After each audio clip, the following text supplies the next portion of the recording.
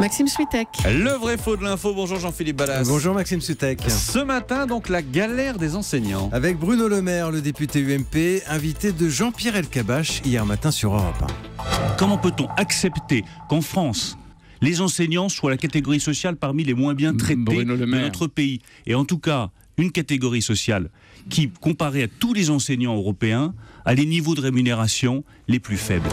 Enseignants, une catégorie sociale maltraitée, un faible niveau de rémunération par rapport à nos voisins européens, c'est ce que dit Bruno Le Maire. Jean-Philippe, c'est vrai ou c'est faux ? C'est vrai Maxime, globalement c'est vrai. On va regarder d'abord la situation en France avec ce classement de l'INSEE. Il y a plusieurs catégories socio-professionnelles, une échelle des salaires. En bas de cette échelle, vous avez notamment les aides à domicile, les ouvriers, les coiffeurs, entre autres, et vous avez les professeurs des écoles, un salaire moyen de 1 700 € brut. J'ai bien dit moyen, c'est-à-dire qu'on mélange les débutants et les enseignants plus âgés.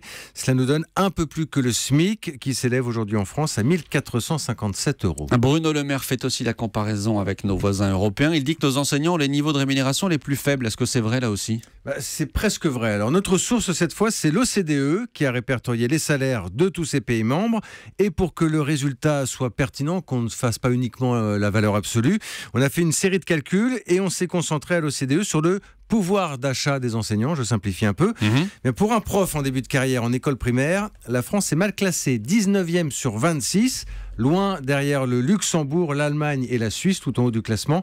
Et ce n'est guère mieux pour le secondaire. Maxime, nous sommes à la 18e place. Ça, vous l'avez dit, c'est pour le début de carrière. Est-ce que ça s'arrange ensuite ?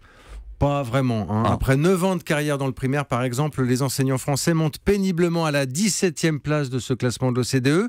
Alors, c'est mieux en revanche quand on se concentre sur les salaires maximum des enseignants. Là, la France se classe 11e dans le secondaire. Alors, pour être concret, j'ai regardé la grille du ministère de l'Éducation.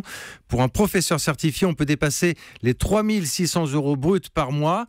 Il y a quand même un bémol, Maxime. Pour atteindre ce niveau de rémunération, il faut compter plus d'une trentaine d'années d'ancienneté. Autant dire, ça s'appelle avoir de la patience. Effectivement, mais en tout cas, ce matin, c'est plutôt un vrai donc pour Bruno Le Maire. Vrai, ouais. Merci Jean-Philippe Ballas.